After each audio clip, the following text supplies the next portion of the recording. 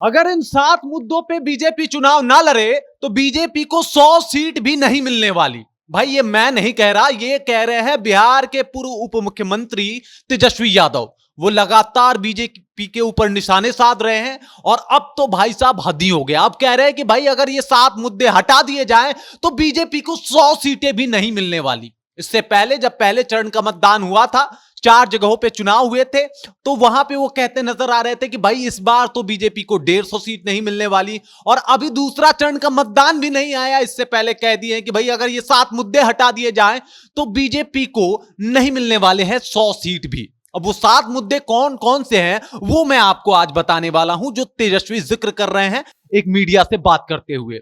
नमस्कार, मैं हूं रजत और आप देख रहे हैं जनता जंक्शन। बात करने वाले हैं तेजस्वी के इस बयान की, जहां पे वो कह रहे हैं कि इन 7 मुद्दों को हटा दिया जाए तो बीजेपी 100 से कम सीटों पे सिमटती हुई नजर आएगी।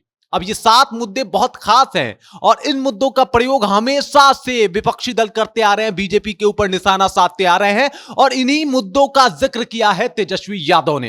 हालांकि बीजेपी और आरजेडी की तरफ से लगातार वार पलटवार हो रहे हैं। मोदी भी कह रहे हैं कि भाई वोट देने से पहले देख लीजिएगा, याद कर लीजिएगा जंगल राज की स्थिति। उधर तेजस्वी बार बार आके कह रहे हैं कि भाई वोट दीजिएगा लेकिन रोजगार कहां है। भाई आपने रोजगार तो दिया नहीं, आपने तो बिहार में कुछ किया नहीं, तो इस वजह से इस बार इनको वोट क्यों दें, इस बार आप हमें वोट दें। और इस बार तो आप कह रहे हैं कि भाई ये 7 मुद्दे जो हैं वो बहुत इंपॉर्टेंट है। मैं गिनवाने वाला हूं बॉस। ये 7 मुद्दे बता रहे हैं कि पहले तो मंदिर मस्जिद अगर हटा दे बीजेपी तो इसके पास कोई मुद्दा नहीं बचेगा और इस वजह से ये चुनाव में इनके पास कुछ कहने को नहीं रहेगा। इसके बाद कह रहे हैं कि हिंदू मुस्लिम एक बहुत बड़ा फैक्टर रहा है और बीजेपी के ऊपर हमेशा से आरोप लगते आए हैं कि बीजेपी हिंदू मुस्लिम करती है। हालांकि कौन सी पार्टी नहीं करती है गुरु, यह समझना थोड़ा मुश्किल है।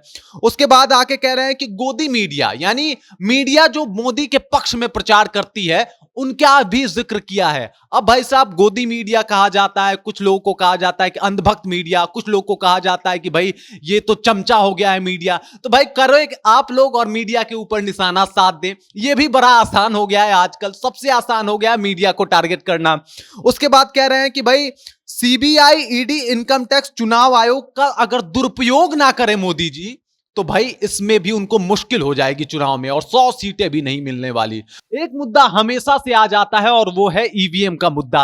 ईवीएम के मुद्दे पे भी जम के घेरा है तेजस्वी यादव ने और कहा है कि अगर ईवीएम का दुरुपयोग ना हो तो 100 सीटें भी नहीं पार कर पाएगी बीजेपी। यानी ईवीएम भाई साहब, अभी तो चुनाव काउंटिंग शुरू भी नहीं हुआ, रिजल्ट अभी 4 जून को आने बाकी है, अभी 6 चरणों का चुनाव बाकी है, उससे पहले ईवीएम का जिक्र आ ही गया। और तेजस्वी यादव ये बोलते हुए नजर आ रहे हैं कि अगर ईवीएम का मामला ठीक ठाक रहा तो 100 सीटें भी नहीं जीत पाएगी बीजेपी। मतलब अगर 100 सीटों से ज्यादा जीतती है बीजेपी तो एक बार फिर से ईवीएम के ऊपर निशाना सटता हुआ नजर आएगा। मैं पहले ही आपको बता दे रहा हूं, ऐसी स्थिति बन सकती है।